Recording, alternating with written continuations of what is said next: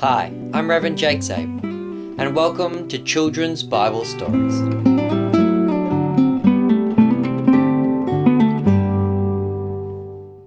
Hello, children, and welcome back to Children's Bible Stories. I'm your host, Reverend Jake Zabel, and join with me today is my little acolyte, Hezekiah. Hezekiah, would you like to wave your hands on the screen around the Daniel and them? Yeah.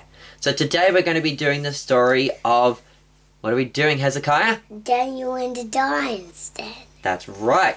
So, our story begins with the king, King Darius. And he was very pleased with Daniel, and he had 3 governors that helped rule over his empire. And one of them was Daniel. So, yeah, Hezekiah, can I get you to take Daniel off screen for a second? So, one day, what happened is the other governors were very jealous of Daniel, and they came to the king, and they convinced the king that he should make a very new rule, a new law, that said that nobody could pray to any other god, and they could only pray to the king. Now, Hezekiah, can we pray to kings? No. No, but see, the Persians and that, they believed that their king was what they call a god king. That the king was actually a representation on God on earth, and that the king himself was a god. And so people could pray to him. That's why in the story of Nebuchadnezzar and the 3 Jews, you have Nebuchadnezzar making a statue and asking everyone to bow down to it. Because the Babylonians and the Persians believed that they were gods. And so they asked the king to pass a law. Now this wasn't going to be an always law. They asked for 30 days. People weren't allowed to pray to any god except the king. Now that, they said 30 days because that seemed more reasonable, because the Persians had many gods. And if you said a law that said nobody could pray to any god, people would have got very cranky. And if anybody was caught praying to a god other than to the king, what was to happen to him, Hezekiah? They'd fall in the Lion's Den. That's right, and they get eaten up by the big lions. And so the king made the law, and that was the decree of Darius. But what did Daniel do? Did Daniel follow that law? No. Can you bring Daniel back on the screen, Hezekiah? Just put him over here away from the king then. Daniel and them, Daniel didn't follow that decree. Because what does the book of Acts teach us when the government makes silly rules that contradict the Bible? What are we to do? What are we to do, Kai? Toward the man. Yeah, that's right. We're to obey God rather than men. And so Daniel continued to pray to God 3 times a day, and he would go and he'd open his windows and face Jerusalem, and he'd get on his knees, and 3 times a day he would pray to God.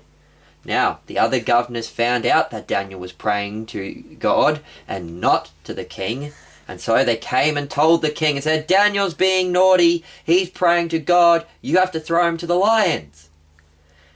And the king said, oh no, because he really liked Daniel. He didn't want to kill Daniel, but he had made the law. And according to the law of the Medes and the Persians, once a king made a decree, it could not be changed. And so they had to take poor Daniel, and they had to throw him in the lion's den. So, we got a big den.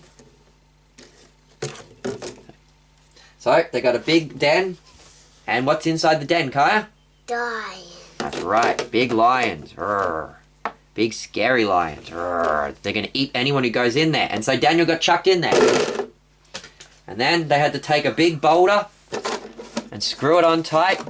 So the lions didn't get out. Yeah, neither could Daniel get out either, and the lions were going to eat him up. And the king went home that night, and he tried to sleep. But remember, the king liked Daniel, didn't he? Yeah. And he couldn't sleep that night. He spent the whole night tossing and turning. He was so worried about Daniel. He was like, oh no, my friend Daniel is going to be eaten up by those big mean lions. And so that next morning he got up and he hoped. He hoped that Daniel's God had protected him. And so he ran all the way to the lion's den and he cried out to Daniel. He said, Daniel, Daniel, are you in there? Did your God protect you? And what did Daniel say? Yes, I'm in there. Yeah. Why was Daniel protected? Because the lions were trying to eat him. Okay. Okay. So, Hezekiah, why didn't the lions eat Daniel? Because God was looking after him. Yeah, and did you remember how God kept him safe that night? He sent... And a big angel. That's right. God sent an angel into the lion's den to protect Daniel from all the lions so the lions couldn't get him. Wow! Back off, lions. You leave Daniel alone. I'm here to protect him. Isn't that right, Hezekiah? Yeah. And so, the angel left, and Daniel was safe. And Daniel came out. Now this was a very important thing that God did, because the king had made a decree that said whoever prayed to a different god had to be chucked in the lion's den.